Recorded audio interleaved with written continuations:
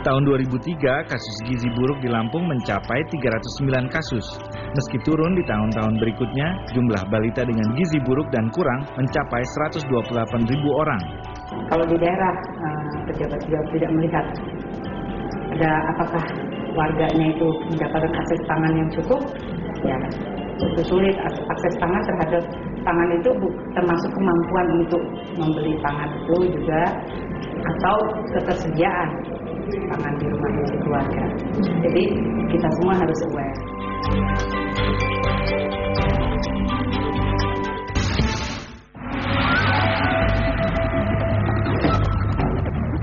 Menurut data Depkes 2 tahun silam, angka prevalensi gizi buruk dan gizi kurang di Sumatera Selatan mencapai 18,2%. Jumlah itu di tahun 2010 diperkirakan mencapai 129.000 anak. Pola konsumsi tentunya akan mempengaruhi status gizi, tetapi pola konsumsi tidak bisa dirubah dengan mudah karena itu terkait dengan kebiasaan dan cara hidup masyarakat setempat. Yang perlu dirubah adalah paradigma ketergantungan terhadap satu komoditas pangan tertentu.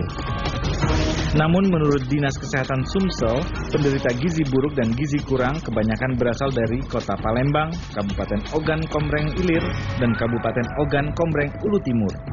Kita ingin pemerintah daerah itu mempunyai mapping, pemetaan di daerahnya apa saja yang daerah mana saja yang ada gizi buruk, tentunya dikaji penyebabnya apa. Itu ada datanya lah di pemerintah daerah.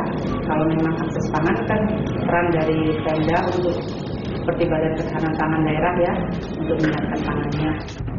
Tahun 2009 jumlah gizi buruk presentasinya berkisar pada 116 jiwa atau 0,012% dari jumlah bayi 744.381 jiwa.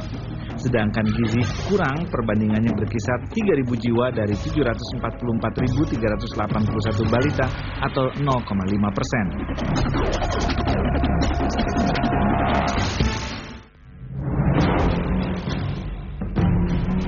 Meski dianggap sebagai provinsi yang kaya sumber daya alam, namun tidak berbanding lurus dengan kondisi kesehatan balita yang ada di provinsi ini.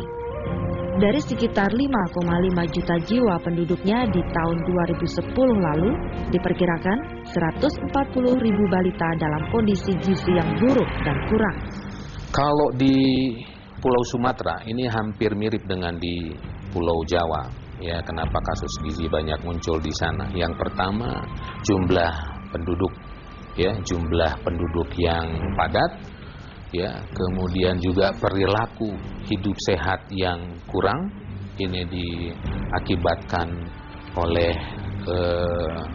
ketidaktahuan daripada masyarakat. Jadi di sini ada aspek pendidikan yang perlu terus ditingkatkan kepada masyarakat kita.